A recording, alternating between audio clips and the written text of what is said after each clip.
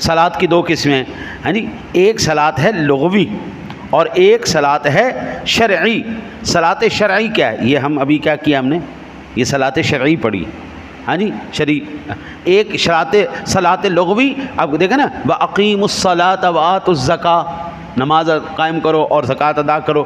اور ایک طرف ہے ان اللہ وملائکتہ یصلون علی النبی، اب یہ بھی صلات ہے، ادھر بھی صلات ہے ادھر بھی صلات ہے، دونوں جگہ اولئک علیہم صلوات من ربہم ورحمہ، ہاں جی ادھر بھی صلات ہے۔ اب صلات کے دو معنی آ گئے، ایک معنی شرعی اللہ کی بات، ایک ہے جناب رسالت مآب صلی اللہ علیہ وسلم پر درود پاک پڑھنا، آپ پر، آپ کی آل پر درود پاک پڑھنا، ہاں جی۔ ایک ہے اللہ کا صلات فرمانا کہ وہ لوگوں کے اوپر رحمت کرتا ہے، وہ اللہ وحدہ لا شریک، اولئک علیہم صلوات من ربہم